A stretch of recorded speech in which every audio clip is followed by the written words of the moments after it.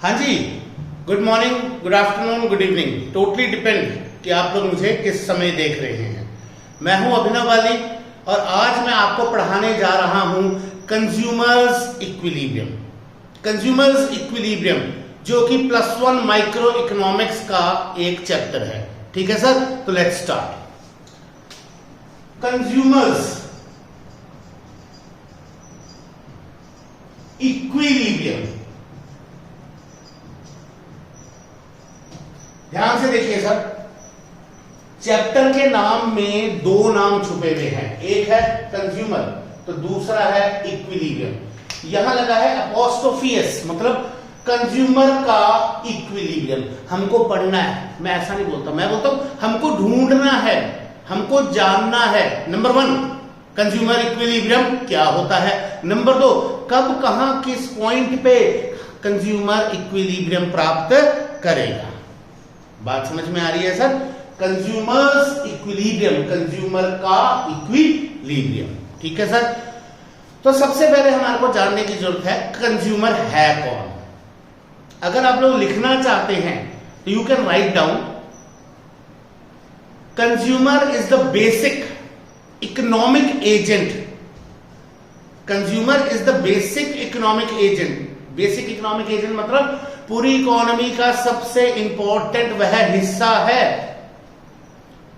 Which uses goods और services produced by a producer, जो किसी प्रोड्यूसर के द्वारा प्रोड्यूस्ड गुड्स और सर्विसेज को यूज करता है। यूज मतलब इस्तेमाल करता है for direct satisfaction of human want. Direct satisfaction of human want समझिएगा सर, जो चीज प्रोड्यूसर ने जैसे बना के दी है उसको एज इट इज इस्तेमाल कर लेता है।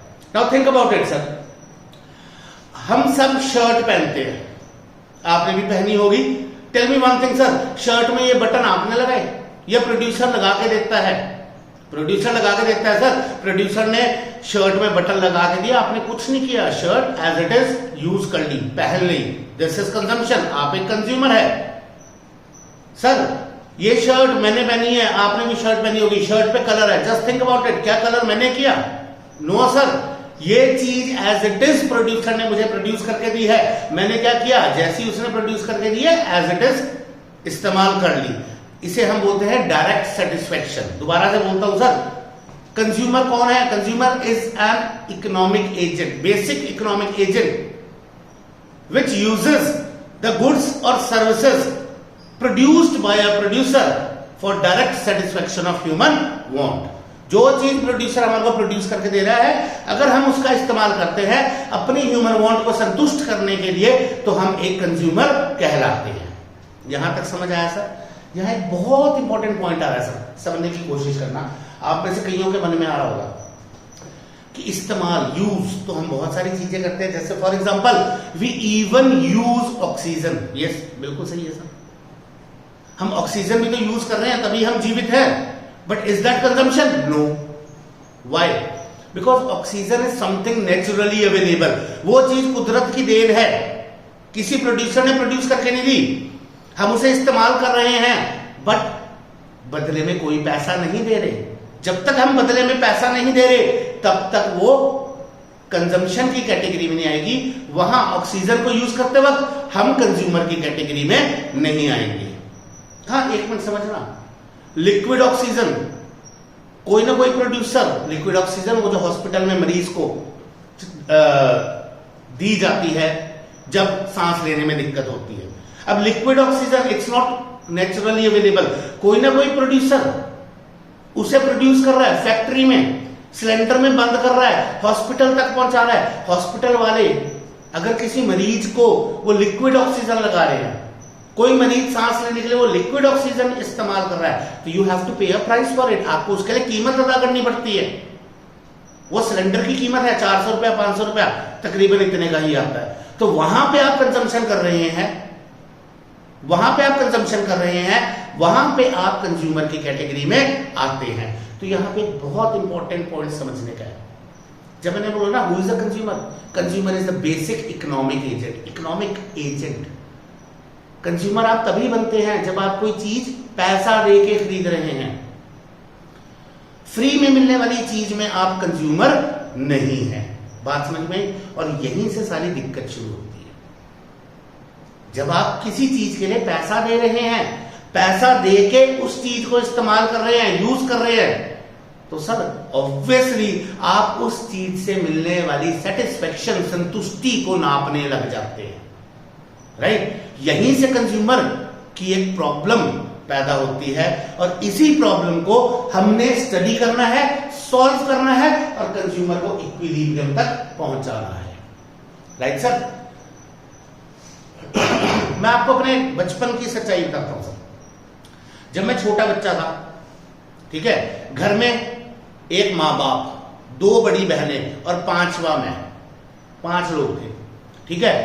तो जब भी सर किसी शादी का इनविटेशन आता था, इनविटेशन कार्ड, किसी शादी में बुलाया, तो मेरी मम्मी का रूल था कोई घर में नहीं रहेगा, चाहे हम बोलते थे कि जी मेरा इंपॉर्टेंट कार्टून आना है या मेरे को स्कूल का होमवर्क करना है, कल स्कूल में मेरा टेस्ट है, कुछ नहीं, शादी का इनविटेशन है, 5 लोग शादी में जाएंगे, राइट? यहां तक बात समझ में आ रही है सर? इसके साथ साथ मम्मी का एक और रूल था, किसी की भी शादी हो, यार दोस्त रिश्तेदार, कोई फर्क नहीं पड़ता, शगन सिर्फ 51 रुपया, 51 रुपीज ही चढ़ाएंगे, ठीक है। अब शादी में जाते थे सब, हम सारे, हम 5 इकट्ठे, पापा मम्मी दोनों बहनें और मैं। शादी में जैसे ही एंटर करते थे, होता क्या है सर, ऐसे रेड कारपेट बिछा है, सामने स्टेज पे दूल्हा दुल्हन बैठे हैं, दोनों तरफ कुर्सियां हैं, राइट?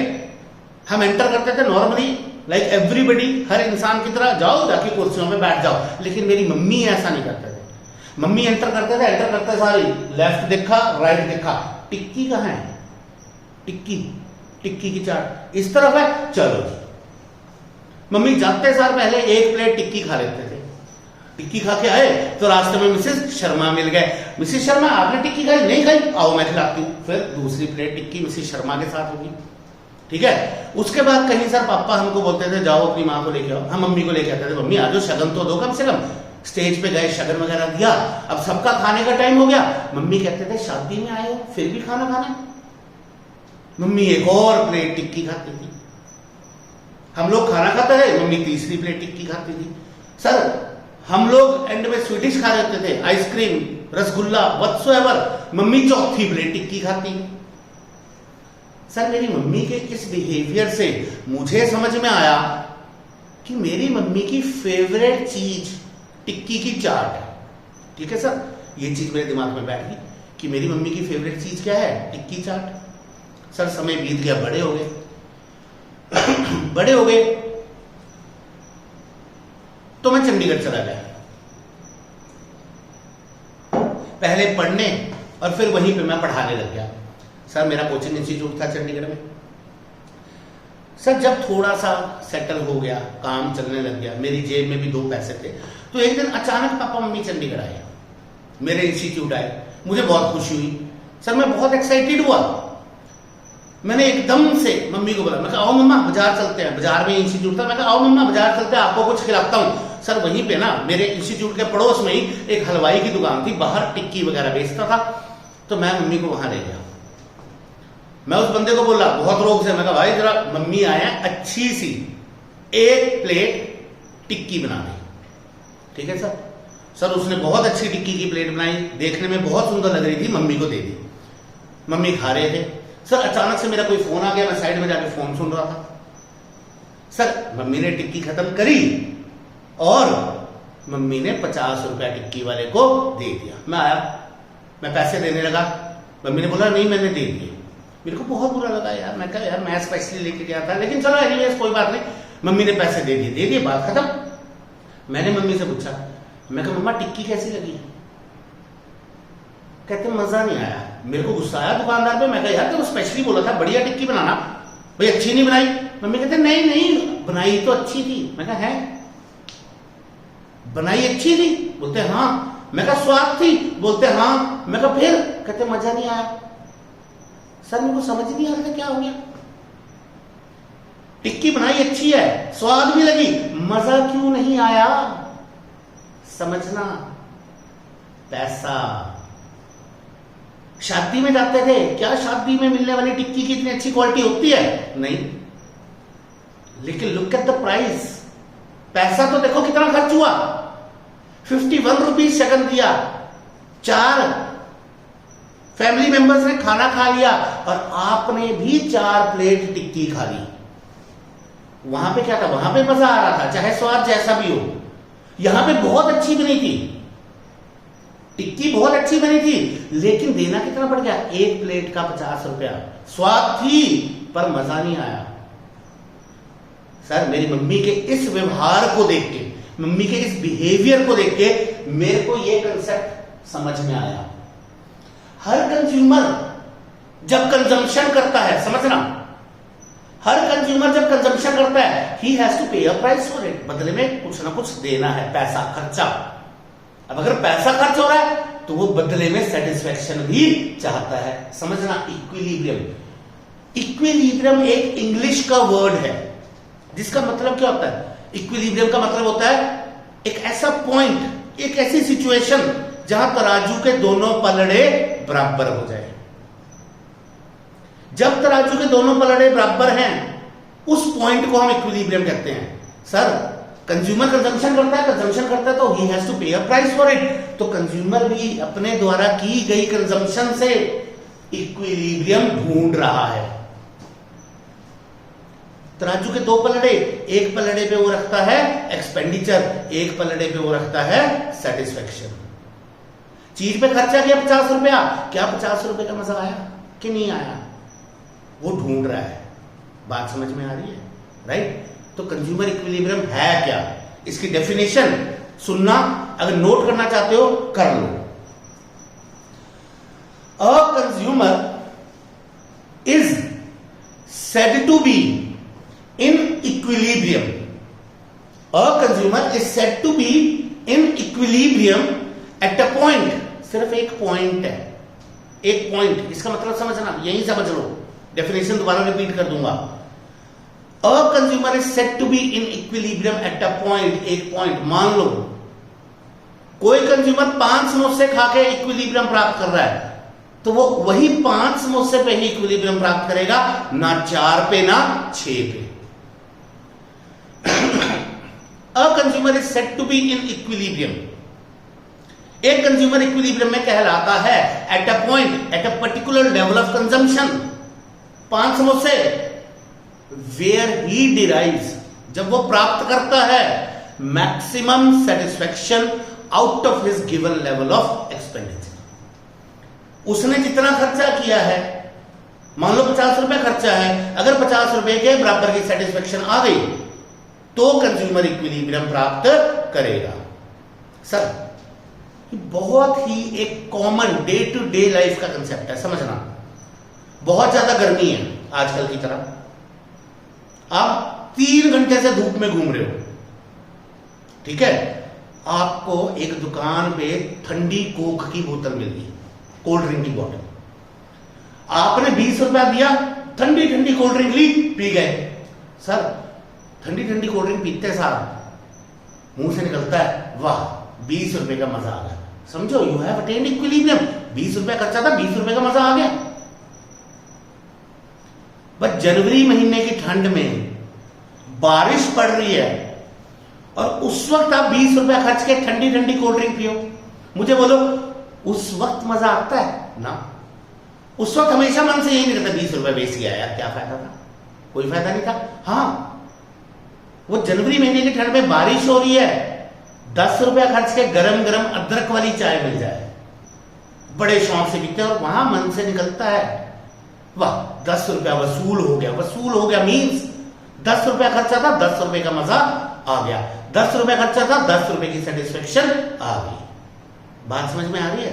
तो it's a very general concept. अब दोबारा से फॉर द लास्ट टाइम इसकी डेफिनेशन सुनना। A consumer is said to be in equilibrium. एक कंज्यूमर मतलब हम माइक्रो इकोनॉमिक्स पढ़ रहे हैं यार, one individual at a time, ठीक है ना जी? तो इसीलिए डेफिनेशन में आया a consumer. A means one single. A consumer is said to be in equilibrium at a point where he derives maximum satisfaction out of his given level of expenditure. यहां तक बात समझ में आई? ठीक है जी। अब एक बात समझना सर, कंज्यूमर का इक्विलिब्रियम हमने स्टडी करना है, तो कंज्यूमर का इक्विलिब्रियम स्टडी करने के लिए हमारे पास एक बहुत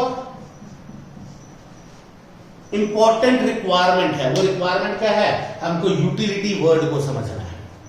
ठीक है, अगर हम यूटिलिटी वर्ड को समझेंगे तो ही हमारे को कंज्यूमर का इक्विलिब्रियम समझ में आएगा।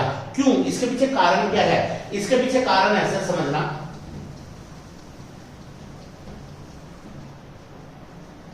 कंज्यूमर जब भी कंजम्पशन करता है उसके सामने एक तराजू है, तराजू के दो पलड़े हैं। एक पलड़े पे क्या है? एक्सपेंडिचर, तो दूसरे पे क्या है?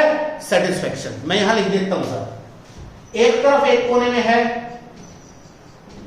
एक्सपेंडिचर, दूसरी तरफ दूसरे कोने में है सेटिस्फैक्शन। सर ये दोनों जिस पॉइंट पे बराबर होंगे वहां पे इक्विलिब्रियम आएगा। मतलब समझने की बात है, इन दोनों को कहीं ना कहीं इक्वेट करने की जरूरत है। इक्वेट मतलब तोलने की जरूरत है, नापने की जरूरत है। इन दोनों को इक्वेट कर पाएंगे, जिस पॉइंट पे दोनों इक्वल आ जाएंगे उसी पॉइंट पे इक्विलिब्रियम आएगा। अगर इक्वेट करना तो पहले नापना तो होना चाहिए। एक्सपेंडिचर, खर्चा, बहुत आसानी से नापा जा सकता है with the help of the concept of money. खर्चा तो मैं नाप लूंगा सर, कोई दिक्कत नहीं है, पैसे की मदद से नाप लूंगा। But what about satisfaction? क्या सेटिस्फेक्शन नापने के लिए फिजिक्स ने हमारे को कोई कंसेप्ट दिया है? फॉर एग्जाम्पल, मैंने कोल्ड ड्रिंक पी, मेरे को पूरी 2.5 किलो की सेटिस्फेक्शन हुई, ऐसा कुछ होता है? नो। स्वीडिश में बढ़िया सी रसमलाई खाई, क्या हम ऐसा बोलते हैं मेरे को 5 किलोमीटर लंबी सेटिस्फेक्शन हुई या 500 ग्राम भी नहीं हुई? क्या फिजिक्स ने हमारे को कोई कंसेप्ट दिया है to measure satisfaction? No. Physics ने हमारे को कोई कंसेप्ट नहीं दिया टू मेजर सेटिस्फेक्शन, लेकिन इकोनॉमिक्स के पास एक कंसेप्ट है। आप ऐसा कह लीजिए, इकोनॉमिक्स ने एक कंसेप्ट बनाया है to study satisfaction, and the name of the concept is utility. तो एक लाइन लिख लीजिए अगर लिखना चाहते हैं, in order to study consumer equilibrium. अगर हम कंज्यूमर इक्विलिब्रियम को समझना चाहते हैं, in order to study consumer equilibrium we will have to study the concept of utility. हमको पहले यूटिलिटी को समझना पड़ेगा। ठीक है जी। अब यूटिलिटी क्या है? यूटिलिटी की डेफिनेशन सिर्फ 3 वर्ड्स है, वांट, सेटिस्फाइंग, पावर। 3 शब्द, वांट, सेटिस्फाइंग, पावर। वांट जरूरत, हर इंसान की जरूरत है कुछ ना कुछ, उस जरूरत को सेटिस्फाई यानी संतुष्ट करने की, पावर यानी कि क्षमता। समझना, यूटिलिटी की डेफिनेशन लिख लो sir. Utility refers to the want satisfying power of a commodity. Again a commodity means one single commodity. हम माइक्रो इकोनॉमिक्स पढ़ रहे हैं सर, वन सिंगल कमोडिटी में ही डील करेंगे। ठीक है जी, तो रिपीट कर रहा हूं, utility refers to the want satisfying power of a commodity. अब इसे समझते हैं सर। हमारी ह्यूमंस की अलग अलग वांट्स हैं। ह्यूमन वांट, हमको जिंदा रहना है, जीवन व्यतीत करना है, तो हमारी अलग अलग वांट्स हैं, ह्यूमन वांट्स।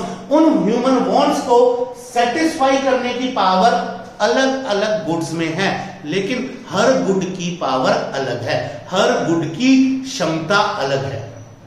सिर्फ गुड नहीं सर, सर्विसेज भी। Let's take an example. बहुत ज्यादा गर्मी की दोपहर थी, ठीक है, तो मेरे घर दक्ष आया दोपहर के वक्त, मान लो पढ़ने के लिए आया, जस्ट एन एग्जांपल। ठीक है, गर्मी की दोपहर थी, मेरे घर पे दक्ष आया। मैंने क्या किया? सिंपल नॉर्मल टैप वाटर उसको दे दिया। सर मैं नॉर्मल पानी पीता हूं, मैं फ्रिज का पानी नहीं पीता, तो मैंने उसको भी नॉर्मल पानी दे दिया। सर उसने गड़गड़ करके पानी पिया, और जैसे ही उसने पानी पिया कहता सर फ्रिज में पानी नहीं था क्या? मैं कहा था। कहता तो वो दे देते। मेरे को एकदम से समझ आया, वो गर्मी थी, ह्यूमन वांट अराइज हुई। क्या ह्यूमन वांट? प्यास लगी थी, मैंने उसको टैप वाटर दे दिया। No doubt tap tap water से भी प्यास तो बुझी, लेकिन ज्यादा मजा आता अगर फ्रिज का ठंडा पानी होता। ठीक है ना? क्यों? दक्ष के लिए ठंडे पानी में वांट सेटिस्फाइंग पावर ज्यादा है, उसकी वांट प्यास बुझाना की क्षमता, प्यास बुझाने की क्षमता ठंडे पानी में ज्यादा है। सर उससे अगले दिन मेरे घर पे तलेन आया। ठीक है सर, मेरे को पिछले दिन याद आ गया, मैं कहा यार टैप वाटर नहीं देना, ठंडा पानी दो। मैंने तलेन को ठंडा ठंडा पानी फ्रिज से निकाला, तलेन को दे दिया। मैं कहा ले भाई पी। तलेन ने पानी पिया गट-गट करके। मैं कहा मजा आया? कहता सर मजा तो आया, लेकिन ज्यादा मजा आता है इसमें थोड़ी सी रूह अफ़ज़ा घोल देते। अगेन मुझे समझ में आया, oh my God, her individual के लिए अलग अलग गुड की यूटिलिटी अलग है। तलेन को प्यास लगी है, तलेन की प्यास को सेटिस्फाई यानी बुझाने की पावर यानी कि क्षमता कोल्ड वाटर से ज्यादा रूह अफ़ज़ा में है। ठीक है सर? उससे अगले दिन थर्ड डे मेरे घर पे गगन आया। मैंने वही किया, मेरे को तलेन का याद था। मैंने क्या किया, मैंने ठंडे ठंडे पानी में रूह अफ़ज़ा घोली और गगन को दे दी। गगन ने पी ली, खुश होकर पी ली। मैंने पूछा, मैं कहा हाँ गगन मजा आया? कहता सर मजा तो आया, बट ज्यादा मजा आता अगर आप लस्सी पिला देते। Oh my God, yes true. उसकी ह्यूमन वांट है, उसे प्यास लग रही है। वांट क्या है? प्यास लग रही है। उस वांट को सेटिस्फाई करने की, संतुष्ट करने की पावर यानी कि क्षमता रूह अफ़ज़ा से ज्यादा लस्सी में है। देखिए व्हाट अबाउट मी, मेरा तो टैप वाटर से भी चलता है सर। टैप वाटर से भी मेरी प्यास अच्छे से बुझ जाती है। दक्ष को ठंडा पानी चाहिए, तलेन को रूह अफ़ज़ा चाहिए और गगन को लस्सी। Try to understand. अलग अलग इंडिविजुअल, सबकी वांट सेम है, सबको प्यास लगी है, लेकिन उस वांट को सेटिस्फाई करने की पावर अलग अलग चीज में अलग अलग है। किसी की वांट सेटिस्फाइंग पावर ज्यादा है, किसी गुड की वांट सेटिस्फाइंग पावर कम है। यहां तक बात समझ में आ रही है? Right sir? तो यूटिलिटी के बारे में एक लाइन और लिखना। यूटिलिटी ऑफ अ कमोडिटी, किसी भी कमोडिटी, किसी भी वस्तु की यूटिलिटी डिफर्स फ्रॉम, डिफर बदल जाती है, differs from person to person, comma with age, comma according to seasons, comma according to situation या लोकेशन। ठीक है? Let's take example sir. Commodity की यूटिलिटी, किसी भी चीज से मिलने वाली सेटिस्फेक्शन, सिंपली आप ऐसा समझो, किसी भी चीज से मिलने वाली सेटिस्फेक्शन वो डिफर करती है। डिफर मतलब वो चेंज हो जाती है फ्रॉम पर्सन टू पर्सन। अभी एग्जांपल लिया सर, दक्ष को ठंडा पानी ज्यादा सेटिस्फेक्शन देता है, जबकि तलेन को रूह अफ़ज़ा, गगन को लस्सी। विद एज, सर जब मैं छोटा बच्चा था ना, तो हमारे यहां पोंटा साहब में होली का मेला लगता है। मैं अपनी दादी के साथ जाता था और हर बार, हर रोज मैं कोई ना कोई बंदूक खरीद के लाता था। पटाखे वाली बंदूक जो मेलों में मिलती है बच्चों के खेलने के लिए। मेरे घर पे एक लंबी चौड़ी कलेक्शन थी बंदूकों की। सर तब मैं छोटा बच्चा था, उस वक्त वो चीज मुझे यूटिलिटी देती थी। मेरी वांट को सेटिस्फाई करने की पावर खिलौने वाली बंदूकों में थी। सर आज मैं बड़ा हो गया हूं, 35-36 साल उम्र है। डू यू थिंक आज वो खिलौने मुझे सेटिस्फेक्शन देंगे? नहीं, आज मेरी ह्यूमन वांट कुछ और है। आज मुझे गाड़ी चाहिए, आज मुझे अच्छा फोन चाहिए। उस वक्त, उस उम्र में कभी भी नहीं सोचा था सर गाड़ी के बारे में, कभी भी नहीं सोचा था फोन के बारे में। बात समझ में आ रही है? तो सेम चीज की यूटिलिटी चेंज हो गई according to age, according to situation, according to location. समझना, शिमला में बर्फ पड़ी हुई है और आपने निक्कर और टी शर्ट पहनी हुई है, सैंडो, निक्कर और सैंडो पहनी हुई है। मुझे बताओ सर, वो निक्कर और सैंडो आपको शिमला में जब बर्फ पड़ी हुई है, क्या वो आपको यूटिलिटी देगी? बिल्कुल भी नहीं। लेकिन आप सर जून के महीने में गोवा के बीच पे घूम रहे हैं। नाउ टेल मी, वही निक्कर और सैंडो आपको गोवा के बीच पे यूटिलिटी देगी? जस्ट इमेजिन, आप एक 3 पीस सूट, ऊपर लॉन्ग कोट, गरम टोपी, दस्ताने, ऊन की जराबे पहन के गोवा बीच में घूम रहे हैं। क्या वो कपड़े आपको गोवा बीच में यूटिलिटी देंगे? नहीं, बिल्कुल भी नहीं देंगे। लेकिन वही कपड़े शिमला में जब बर्फ पड़ी हुई है आपको यूटिलिटी देंगे। तो समझिए sir, utility differs according to age, according to situation, according to season. यहां तक समझ में आ रहा है? डन। यूटिलिटी की एक और खास कैरेक्टरिस्टिक है, खास खूबी है, लिखिए। Utility is not always positive, it can be negative as well. किसी भी वस्तु से जो सेटिस्फेक्शन हमारे को मिलती है, जरूरी नहीं है कि वो यूटिलिटी, वो सेटिस्फेक्शन हमेशा पॉजिटिव ही हो। वो यूटिलिटी, वो सेटिस्फेक्शन कई केसेस में नेगेटिव भी हो सकती है। Let's take an example sir. एक इंसान था, मेरा दोस्त, कोई भी नाम रख लेते हैं, हिमांशु शर्मा। सर, उसका अपनी गर्लफ्रेंड के साथ ब्रेकअप हो गया। दिल टूट गया, वो बहुत दुखी है। सर, अपने दुख को मिटाने के लिए वो रोज शाम को दारू पीता है। ठीक है, अब समझना सर, दारू पी, गम भुला दिया, मतलब दारू ने उसे यूटिलिटी दी, उसकी वांट थी, उसकी वांट सेटिस्फाई हुई। But just tell me sir, is consumption of alcohol good for health? शराब पीना क्या सेहत के लिए अच्छा है? बिल्कुल भी नहीं। शराब पी, यूटिलिटी मिली। शराबी इंसान, जो बंदा रोज शराब पीने का आदी होता है, जहां शाम को अंधेरा हुआ, उसके अंदर कीड़े बोलते हैं, मालिक जाग जाओ, चलो हमको कुछ दो। वो रोज ठेके पे जाता है, वो रोज शराब पीता है।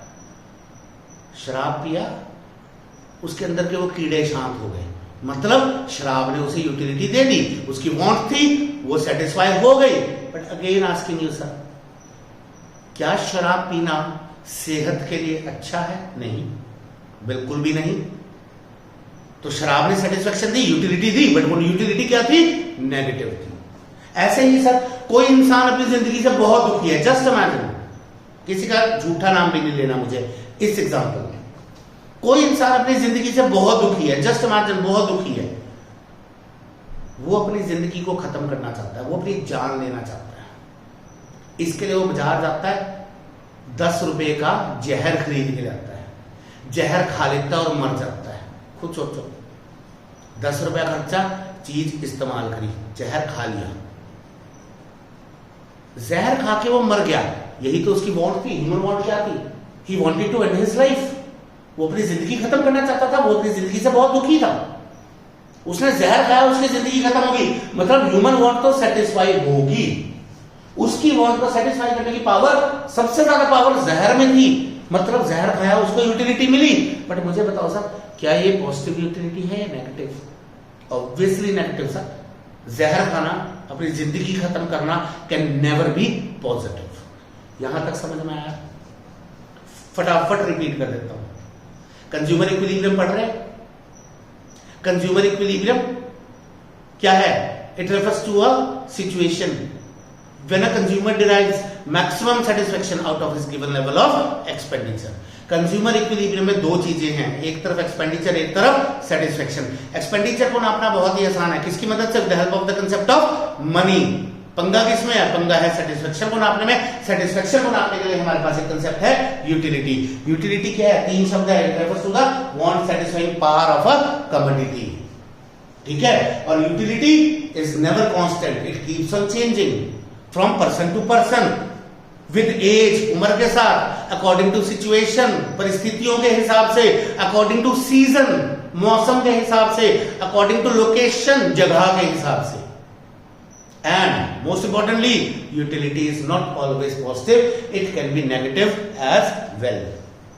यहां तक आप लोगों को समझ आया? तो आगे चलते हैं सर। अब ये जो यूटिलिटी है, इतना तो मुझे समझ में आ रहा है कि कंज्यूमर इक्विलिब्रियम का पूरा खेल इसी यूटिलिटी पे डिपेंड करता है, ठीक है जी। तो ये utility let me tell you दो प्रकार की है। यूटिलिटी एक है कार्डिनल यूटिलिटी, दूसरी है ऑर्डिनल यूटिलिटी। समझना क्या है ये, कार्डिनल क्या है, ऑर्डिनल क्या है। कार्डिनल यूटिलिटी आप नोट कर रहे हो तो आप साथ के साथ लिखते जाइए। Utilities of two types. Number 1 cardinal utility, ठीक है, रुक जाना। अब कार्डिनल यूटिलिटी क्या है? When satisfaction derived from consumption of a commodity is expressed with the help of cardinal numbers। जब किसी भी कमोडिटी की, जब किसी भी वस्तु की कंजम्पशन से मिलने वाली सेटिस्फेक्शन यानी संतुष्टता इज एक्सप्रेस्ड, उसको हम एक्सप्रेस कर रहे हैं, जाहिर कर रहे हैं, दर्शा रहे हैं with the help of cardinal numbers. Cardinal numbers क्या होते हैं? Numbers which are used for counting, 1 2 3 4 5 6 7 8 9 10। ये सारे नंबर जिनकी मदद से हम गिनती करते हैं, काउंटिंग करते हैं, ये नंबर्स कार्डिनल नंबर्स कहलाते हैं। तो जब भी किसी कमोडिटी की कंजम्पशन से मिलने वाली सेटिस्फेक्शन को हम कार्डिनल नंबर्स की मदद से एक्सप्रेस करते हैं तो वो क्या कहलाता है? Cardinal utility. सर बहुत ही कॉमन सा एग्जांपल है, भूख लगी है, घर पहुंचे, मम्मी ने पहली चपाती बना के दी, मुंह से निकल आता मम्मी 10 आउट ऑफ 10। मम्मी ने घर में हमारी फेवरेट सब्जी बना दी है, चिकन बनाया है या राजमा बनाया, एक बाइट खाते साथ बोलते हैं mummy 10 out of 10। What is that? What is 10 out of 10? हम एक्सप्रेस कर रहे हैं कि बहुत अच्छा लगा और हम उसे नंबर दे रहे हैं 10। हमारे को आदत है यार, स्कूल में टेस्ट दे दे के आउट ऑफ 10 आउट ऑफ 10 हमारे को हमेशा यही आदत पड़ गई है। 10 मतलब मैक्सिमम, 0 मतलब मिनिमम। सेम वे जिस दिन मम्मी घर में घिया बना दे, वैसे तो एक्सप्रेस करते नहीं है मम्मी के डर से, क्योंकि पता है जुत्ती पड़ेगी, लेकिन स्टिल अगर एक्सप्रेस करना हो, मम्मी पूछ ही ले बेटा ये कैसी लगी, 0 बोलते ना, 0 क्या मतलब है? वी आर जस्ट एक्सप्रेसिंग कि हमारी वांट सेटिस्फाई नहीं हो रही है। भूख लगी थी, खाना खाना था, भाई घिया से वांट सेटिस्फाई नहीं हो रही है, चिकन बना दो 10, राजमा बना दो 10। तो ये यूटिलिटी के दो टाइप्स और कुछ नहीं है, उसको एक्सप्रेस करने के अलग अलग तरीके हैं। यहां तक समझ में आ रहा है? कमिंग बैक, कार्डिनल यूटिलिटी अगर आपने लिखना है लिख लीजिए। इट रेफर्स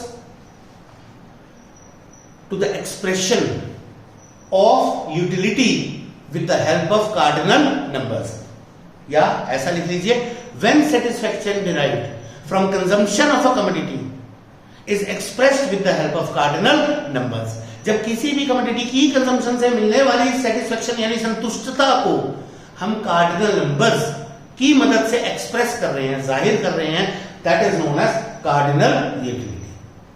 ठीक है जी। And cardinal numbers are countable numbers, जिनकी मदद से हम काउंटिंग करते हैं। और दूसरी क्या है? ऑर्डिनल। इससे जस्ट उल्टा हो जाएगा, कार्डिनल से जस्ट उल्टा ऑर्डिनल। सुनना, when satisfaction derived from consumption of a commodity is not expressed with the help of cardinal numbers। अब कार्डिनल नंबर्स इस्तेमाल नहीं करने। दोबारा सुनना, when satisfaction derived from consumption of a commodity is not expressed with the help of cardinal numbers but by way of comparisons। But by way of comparison। Sir आप लोगों से मैं पूछता हूं, अगर आप नॉन वेजिटेरियन है, ठीक है ना, और किसी शादी में गए हैं, वहां एक तरफ वेजिटेरियन खाना पड़ा है, शाही पनीर, दाल मखनी, मिक्स वेज, तो दूसरी तरफ नॉन वेज पड़ा है, चिकन भी है, मटन भी है। आप किस तरफ जाएंगे? वेजिटेरियन खाने की तरफ या नॉन वेजिटेरियन की तरफ? आप नॉन वेजिटेरियन की तरफ जाएंगे। अब मैं आपको रैंकिंग करने के लिए बोलता हूं। जस्ट इमेजिन, शादी में गए हैं, ये सारा खाना आपके सामने पड़ा है, इस तरफ सारा नॉन वेज, इस तरफ सारा वेजिटेरियन। क्या खाना पसंद करेंगे, चिकन या मटन? आप कहते हैं चिकन। मतलब आपने चिकन को फर्स्ट रैंक दे दिया, मटन दूसरे पे आ गया।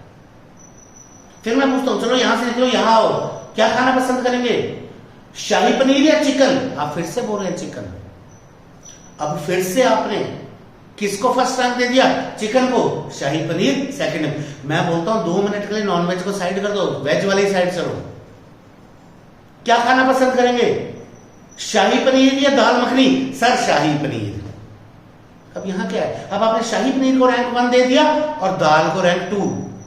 आप क्या खाना पसंद करेंगे, दाल मखनी या मिक्स वेज? एक ही चीज मिलेगी सर, दाल मखनी या mix veg? Sir dal makhani ठीक है। Again you are doing a ranking,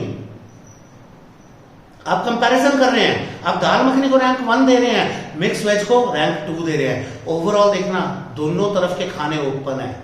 आपने चिकन को रैंक 1 दिया, मटन को 2 दिया, शाही पनीर को 3 दिया, दाल मखनी को 4 दिया और मिक्स वेज को आपने 5th रैंक दिया। What is this? This is ranking. आप कंपेयर कर रहे हैं, सबसे पहले वो, उसके बाद वो, उसके बाद वो, उसके बाद वो, उसके बाद वो।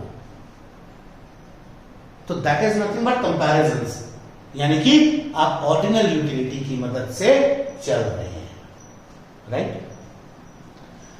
अगर हम आपके सिलेबस को देखें, +1 कॉमर्स, ठीक है जी, तो कंज्यूमर इक्विलिब्रियम आपकी बुक में 2 बार आया है। आपकी बुक अलग अलग हो सकती है, अलग अलग ऑथर्स की हो सकती है। मैं टी.आर. जैन और वी.के. ओरी वाली बुक, जो ज्यादातर हम लोग पढ़ते हैं, मैं टी.आर. जैन और वी.के. ओरी वाली बुक के मुताबिक चलता हूं।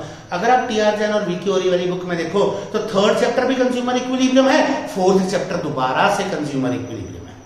क्यों, समझना।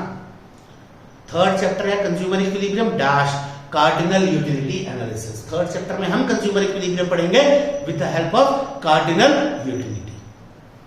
और 4th चैप्टर दोबारा से आ गया, consumer equilibrium IC analysis, indifference curve analysis. IC एक कंसेप्ट है, ऑर्डिनल यूटिलिटी में आएगा, ठीक है सर? मेरी एक बात सुनना, पहले कंज्यूमर का इक्विलिब्रियम पढ़ा with the help of cardinal utility. Sir obviously इसमें कुछ ना कुछ कमियां होंगी, तभी तो वो कंसेप्ट दोबारा से पढ़ने की जरूरत महसूस हुई। यस, तभी हम वो कंसेप्ट दोबारा से पढ़ेंगे with the help of ordinal utility. यहां तक समझ आ रहा है, ठीक है? तो फ्रेंड्स, आई एम अभिनव वाली, ये मेरी पहली वीडियो है। मैं जस्ट एक कोशिश कर रहा हूं आप लोगों को इजी वे में, आसान से तरीके में इकोनॉमिक्स पढ़ाने का। शॉर्ट वीडियो रखी है, अगर आप लोगों को पसंद आए तो डू लेट मी नो। मैं इसी चैप्टर को आगे कंटिन्यू करूंगा। मैंने आज कहां तक छोड़ा, यूटिलिटी समझा दिया, कार्डिनल समझा दिया, ऑर्डिनल समझा दिया, और इस चैप्टर में फिलहाल हम कार्डिनल यूटिलिटी की मदद से कंज्यूमर का इक्विलिब्रियम पढ़ेंगे और अगले चैप्टर में हम ऑर्डिनल यूटिलिटी की मदद से कंज्यूमर का इक्विलिब्रियम पढ़ेंगे। तो अगर आपको मेरी वीडियो पसंद आए तो जरूर बताना। अगर मेरे पढ़ाने के तरीके में कोई कमियां है तो मुझे जरूर बताना। एंड बहुत जल्द कंटिन्यूटी में आपको सेकंड पार्ट आ जाएगा consumer equilibrium cardinal utility analysis का, राइट सर? अभी तक मुझे देखने के लिए, सुनने के लिए, मेरे से पढ़ने के लिए धन्यवाद। That's all, bye bye.